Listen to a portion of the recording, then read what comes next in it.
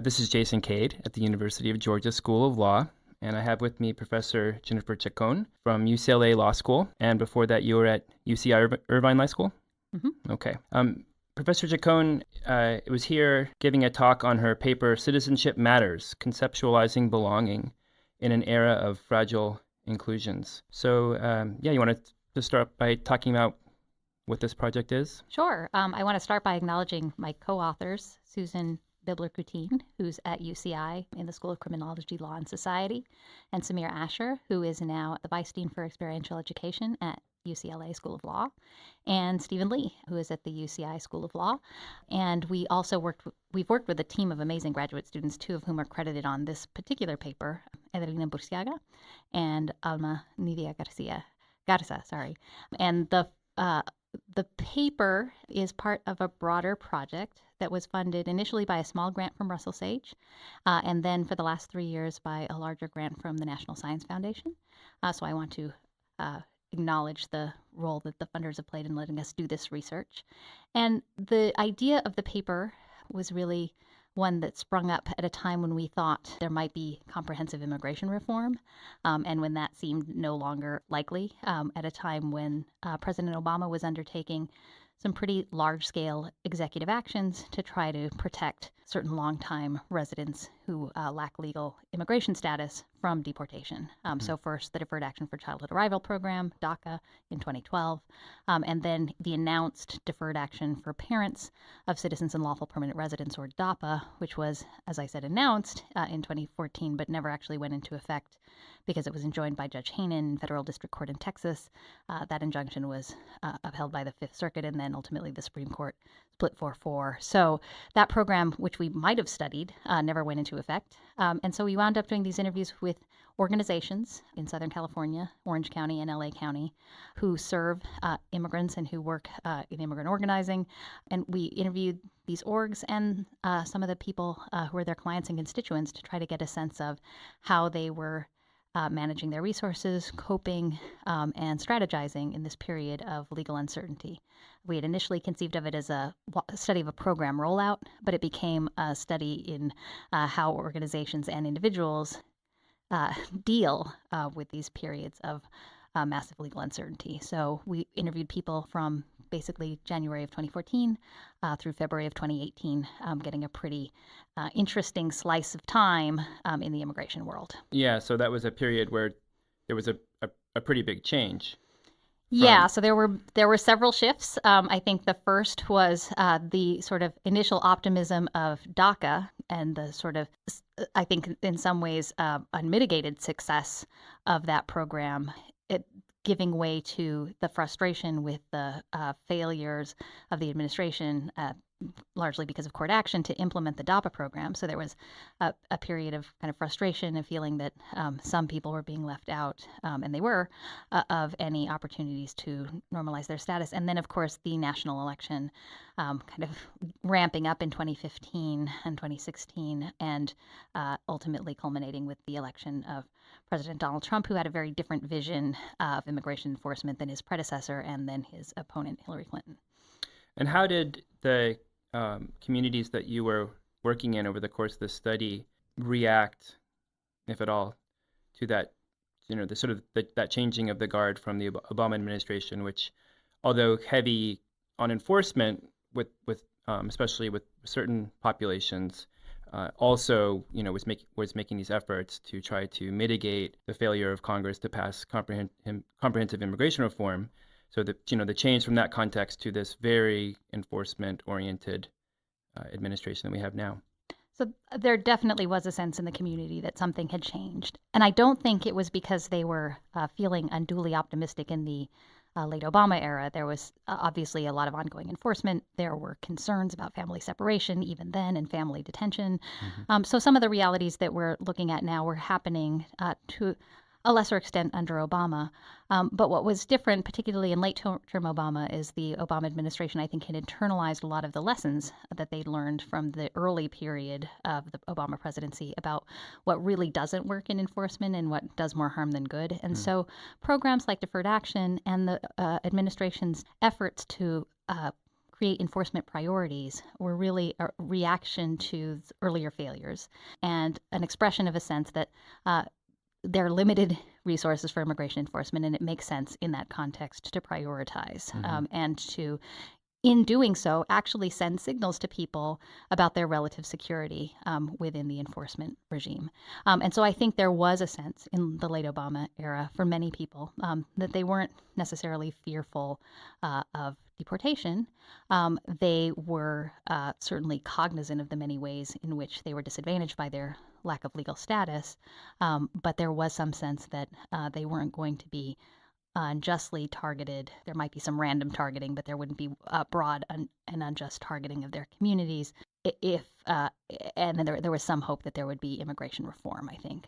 Obviously, that really shifted over time and certainly after the election. So now I would say that the ongoing immigration enforcement is different in degree and in kind. There's more of it. There's more high-profile enforcement. The administration is more interested in publicizing its enforcement efforts than I think the Obama administration was, particularly in the late term. There's more, and there's less discretion being exercised, or rather a different kind of discretion. The Trump administration has made clear that everybody who lacks status is a priority. And so the notion that you would sort out individuals with criminal records from those who didn't have it, or recent entrants from people who had been here longer term, which were some of the ways that the Obama administration tried to slice and dice the community, those efforts have largely ended, which means that there's a sense of randomness, I think, now about what's happening. And that has had the result of making people feel more fearful. There's, I think, total despair of any kind of federal legislative reform at this point. A lot of the activism and optimism that we saw in 2013, for example, really doesn't seem to exist. On the other hand, I think there is also a sense of mobilization in communities that during the Obama administration were targets for enforcement, but maybe weren't really high profile. People weren't paying that much attention to what was going on in the immigration world. One of the things that the Trump election has done is made it very clear that immigration enforcement is a priority of the administration, and not always in ways that have broad popular support in places like Southern California. And that's meant that there are more resources being dedicated to the problems that are found in immigrant communities. And that has led to organizing and activism aimed at local and state solutions that is in some ways stronger than it was during the late Obama era. What kind of solutions do you think are viable? I think that one of the things that we've seen is a lot of organizations and a lot of immigrants who are living without authorization have tried to think about ways that state law and local laws and policies can be changed to make their lives better, notwithstanding the fact that they live under the threat of deportation. So, for example, California has engaged in a number of legal reforms, some that have been very high profile and some that have been less so, that are aimed at achieving this goal. So the high profile ones are things like the Trust Act and the non-cooperation policies that California's enacted that have been the subject of litigation between the federal government and the state government, with the federal government claiming that the state and all of its agents need to fully cooperate in immigration enforcement, and the state resisting that. That's been a pretty high profile way in which a state tries to take a stand. But there have been a number of different things that have happened, low-level criminal justice reform and changes in administrative policies that have really big impacts on the lives of immigrants and others in ways that maybe are less visible and less controversial. So, for example, California enacted AB 60, which is a law that allows individuals who lack legal status to have driver's licenses, which has obviously improved the quality of life for people in Los Angeles County, where being able to drive is kind of a necessary part of life and of economic life. Right. So that's made a difference in communities. Criminal justice reform, like lowering the maximum sentence for misdemeanors to 364 days, which means that those misdemeanors won't qualify as aggravated felonies under the immigration law, has been another way in which kind of reforming state law and trying to make state law more lenient around criminal consequences has had a salutary effect as well upon the potential immigration consequences of certain minor criminal offenses. So in a place like California and the counties where you did this study, do those kinds of state, I guess have those sort of state interventions resulted in a situation where those immigrant communities feel pretty good about, the legal system, are able to sort of engage in daily life activities and so forth? I think that might be a little strong. I don't think anybody's feeling great about the legal system. I think there's a high level of cynicism and frustration with federal immigration enforcement policy. The fact that these individuals, many of the people that we're speaking to, I think it's important to stress, have lived in the United States for decades. This is not a new population. This is not a problem of contemporary border enforcement being weak. These are people who came when it was very easy to come.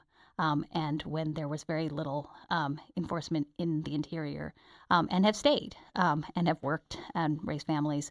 And I think there has long been a hope that there would be some sort of solution within the law for the situation that they find themselves in now 20, 30 years into their time in the United States. And I think there's a growing sense that maybe that's just not going to happen. And maybe that comes and goes in waves. I don't know. But certainly in this moment, we're seeing that frustration. On the other hand, I think we do see people both interested in and grateful for the role that the state government has played in stepping into this space and doing things like allowing for driver's licenses. So there's a real sense of distinction between governmental actors that is clear. They recognize what's happening differently at the state level than at the federal level. And then at the local level, I think one of the things that's happened is because of the Trump election, many of the problems that immigrant communities were already facing, problems of over-policing, problems of lack of access to services, those problems which existed and have existed for decades but haven't seen much attention, those problems have become, I think, much more the focus of national attention as a consequence of Trump's high-profile placement of the immigration issue. And so it's created a space where local organizations are able to gain access to resources better and able to advocate around quality of life issues for immigrant communities better than perhaps they could in the late Obama era. Okay. In the paper that you presented, one of your conclusions that you draw from the interviews is that your interview subjects seem, I don't know if devalue is the right word, but they seem less interested in citizenship for maybe a variety of reasons. And so I wonder if you could sort of elaborate upon that. So I think that I think it would be wrong to say that there's one uniform view toward citizenship and the possibility of citizenship in immigrant communities. And it depends on sort of who they are and how long they've been here and their national origin and their immigration stories. All of those things influence how they see citizenship. But I think we see something that we've probably seen in other moments in history where, at least among younger immigrants, there's a real sense of disenchantment with, to use a term from Luis Plasencia, disenchantment with citizenship, a notion that citizenship is actually in its exclusionary form something that has been very harmful to them and to their communities, and a skepticism toward the institution as a consequence of their experiences outside it. So wondering if they really want to be citizens in a world where citizenship has such harsh consequences for the people who can't claim it and can't access it. I don't think that's a universal sentiment, but I think it is something that is certainly present in the conversations that we've had with some of the younger immigrants, including those who have deferred action. It's not about loyalty to some other country or a sense that they're not culturally a part of life in the U.S., but it is a sense of distrust in some ways of an institution, the institution of citizenship, that has been such a tool for exclusion in their own communities. So this is like a conservative uncle question, perhaps. So to the extent that there are insiders within the citizen, in a broad sense, or the citizen community, who don't want immigrants, or maybe particular immigrants, to be part of that inside group, or at best they want them to be workers, would those sort of skeptical attitudes of some of the interviewees kind of be deemed a success of policymaking? Yeah, I mean, you could certainly see this as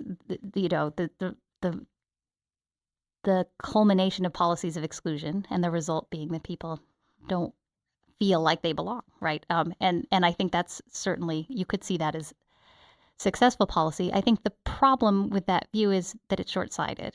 So the when you sort of drive a wedge between communities in the way that our policies are doing, and you don't care what long-term residents think about the institution of citizenship, then I think that has an impact that goes well beyond those communities, and affects sort of broader perceptions of the institution of citizenship. So it does seem to be being wielded in ways that are unnecessarily exclusionary, and that does seem to cut against some of the more inclusive values that citizenship in the United States has sometimes been held to uphold.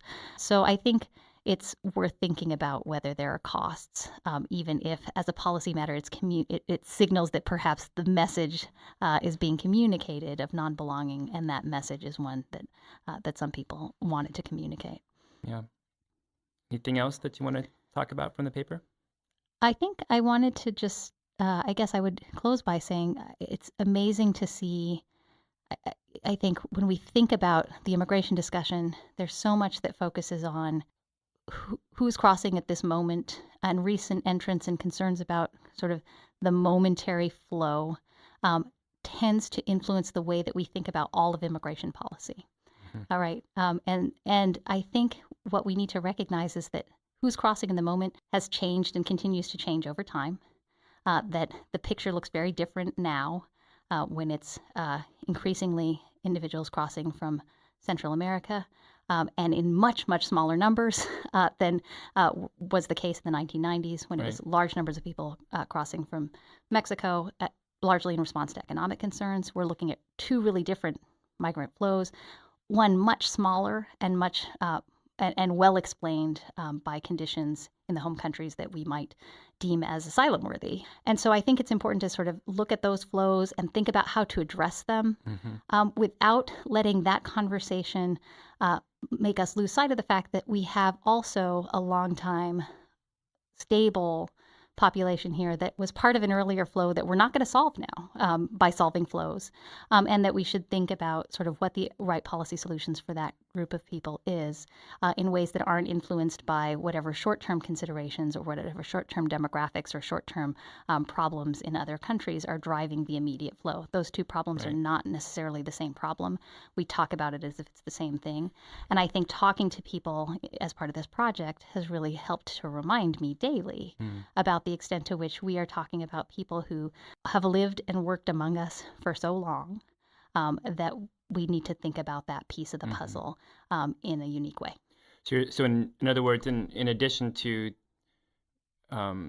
appropriate considerations about the equities and ties that folks have developed by just virtue of having lived here for a long time, the argument that we shouldn't have a pathway to legalization, or that it should be a very narrow pathway to legalization for that group of people who are here, because we shouldn't have that, because if we do, it creates a bad incentive for future migrant flows.